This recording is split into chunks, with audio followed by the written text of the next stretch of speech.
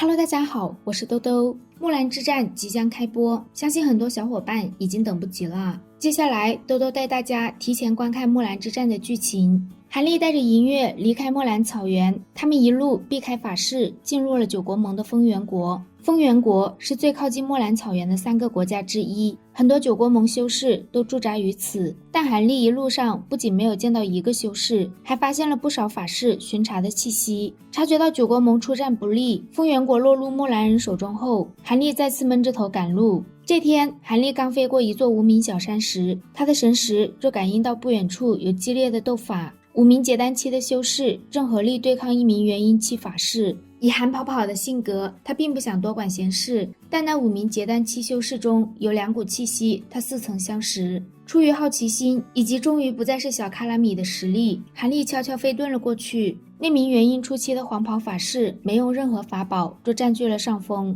若不是他对其中1名绝色女子频频手下留情，那5名结丹修士绝对无法坚持到现在。韩立觉得那名绝色女子有点眼熟，而后他一眼认出5人中实力最强、满身肥肉的老者。这时黄袍法士终于不耐烦了，若不是他修炼的功法缺少一个上佳的炉鼎，他也不会和他们纠缠至今。黄袍法士拿出一把黄色羽扇，对着他们几人轻轻一扇，数10丈高的飓风将他们5人全都卷入其中。就在黄袍法士的大手抓向绝色女子时，韩老魔终于出手，一道清源剑气将黄色羽扇击飞，狂风巨手瞬间消失。韩立一出现，那5名结丹期修士就知道自己的小命保住了。绝色女子连忙对着韩立行礼：“晚辈聂银，多谢前辈出手救命之恩。”韩立隐隐记起此女，但现在并不是叙旧的时候。他转头看向愤怒的黄袍法士：“阁下还不走？难道要我出手赶你吗？”黄袍法士气得一掐诀，2颗黄灿灿的弹丸射向下方地面。韩立有些好奇他在干嘛，并没有出手阻拦。黄袍法师开始密密麻麻的念咒，很快2个长10几丈、1人腰粗的黄龙破土而出。黄龙完全由土石形成，但却给韩立一种活物感，而这活物感就来自那2颗黄色弹丸。黄袍法师猖狂大笑着，让韩立试试他居灵兽的厉害。韩立轻叹一口气，这人实在不怎么聪明的样子。一缕浅蓝冰焰喷出，轻而易举的就将黄龙击碎。那2颗黄色弹丸也被韩立收入储物袋中。黄袍法师没有想到韩立如此轻松就摧毁了他的土龙，他问韩立是哪一派的长老，高姓大名。此时他的声音中再也没有任何猖狂之意。韩立不想和他磨磨唧唧，直接单手拍向腰间的灵兽袋，无数金灿灿的飞虫蜂拥而出。这是韩立第一次真正驱使噬金虫对敌，不料他还没动手，黄袍法师就认出了噬金虫。噬金虫，你竟然有噬金虫，还有如此多！黄袍法师的声音中满是惊惧，而后他二话不说掉头就跑，其速度之快让韩立都放弃了施展风雷翅追赶的念头。胖老头和聂银几人纷纷上前向韩立行大礼参拜，听着他们喊自己前辈，韩立一脸的古怪之色。那名胖老头正是曾经用丹方和他交换过灵药的雷师伯。韩立笑着说，当年师伯所赠的丹方可帮了韩某不小的忙。雷万鹤当即震惊的有些结巴，聂银吃惊的重新打量了韩立几眼后：“你是李师叔的弟子，韩立，韩师弟。”这时雷万鹤也终于回过神，虽说修仙界中什么诡异的事都可能发生，但一名原本筑基期的师侄晚辈一下变成元婴期的前辈，即便雷万鹤见多识广，一下子也有些反应不过来。韩立邀请雷万鹤几人乘坐他的御风车，几人交谈后，他才知道师傅李化元早在100余年前就陨落了。至于他的那些师兄弟们，也都因为机缘不够，没有一人结成金丹。听到这些消息，韩立长长的吐出一口气，既然都没结丹，想必他们也多半都作化了。想想当年在黄风谷的事情，仿若一场昔日旧梦。这时聂银突然问韩立是否还有意回黄风谷。韩立眉梢一挑，他现在是天道盟落云宗的长老，对回黄风谷没有这个兴趣。对于韩立为何不愿回去的原因，雷万鹤和聂银也猜得七七八八。韩立沉默了一会儿后，突然问偃月宗的修士唐明化，偃月宗是否有一位名叫南宫婉的女修，她如今怎样了？听到南宫婉结阴成功，韩立心中有些欣喜，但听到他3个月后就要和华一门的魏离尘举行双修大典，正式结为双修伴侣后，韩立突然脑子一嗡，华衣门的魏离尘300年就结成元婴，一身神通深不可测，算是天南不出世的修仙奇才。颜月宗和华衣门费了好大的劲，才促成这门亲事。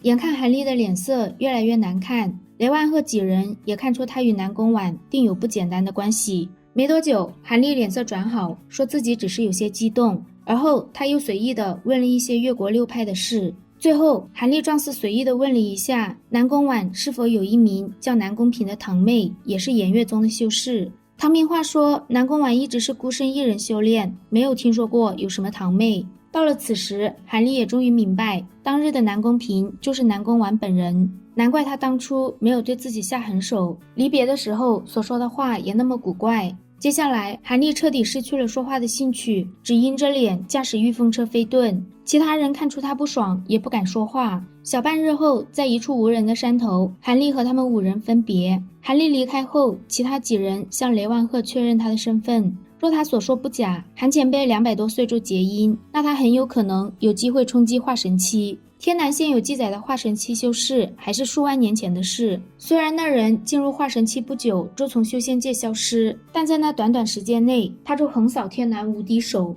他们几人想让雷万鹤再拉拢一下韩立，可雷万鹤深知其中缘由，根本没有那个脸再开口。毕竟当初是他们黄风谷将韩立当作弃子的。骤然得到南宫婉的消息，并且还是最糟糕的那种，韩立陷入了深深的思考中。在他心里，他早就将南宫婉当作自己的女人，他根本无法容忍南宫婉嫁给除他以外的人。这辈子，南宫婉只能是他韩立一个人的，而且他也不信南宫婉对他一点感觉都没有。韩立现在思考的是，他应该偷偷带走南宫婉，还是在他的双休大典上正式向他求婚。还有一个更简单的方法，那就是直接杀了魏离尘。但华衣门是9国盟实力最强的2大门派之一，门中光元婴长老就有4、5位，风险极大。最终，韩立决定折中一下，他先去偃月宗向南宫婉问清楚他的心意。但实际上，对韩立来说，最终结果只有他带走南宫婉这一个。他这一生很少真正动情，也一向理智大于情感，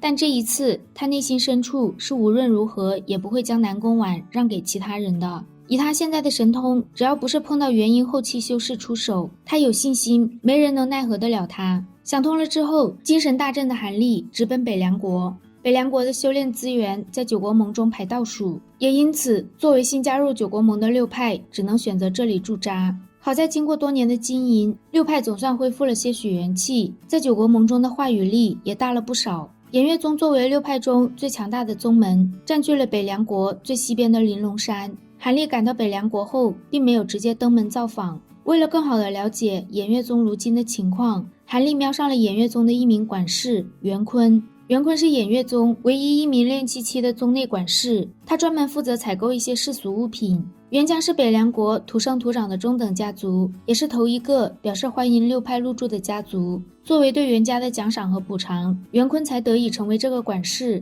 这天，外出采购的袁坤被银月化作的少妇带到了韩立面前。银月知道韩立此刻心情不好，他非常听话的用自己的幻术配合韩立的梦影术，两人轻易的就从袁坤口中得到了他所知晓的关于偃月宗的情报。而后，韩立用幻形诀易容成袁坤的模样。他并没有急着立刻去找南宫婉，而是不慌不忙地将袁坤采购的货物送了出去。等到天色暗了下来，韩立才按照袁坤的习惯上山。在第2层和第3层的交界路口处，韩立被轮值的筑基期修士拦了下来。这里并不是袁坤这种等级能进的地方。韩立说自己想要见一下南宫师祖，他借口自己在外出途中遇见了一位修为深不可测的前辈，那位前辈自称是南宫师祖的旧识，让他帮忙转交贺礼，并在他身上下了很厉害，只有南宫师祖能解的禁制。守门的筑基修士在检查过韩立身上的禁制后，拿着韩立献上的贺礼就前去请示南宫婉。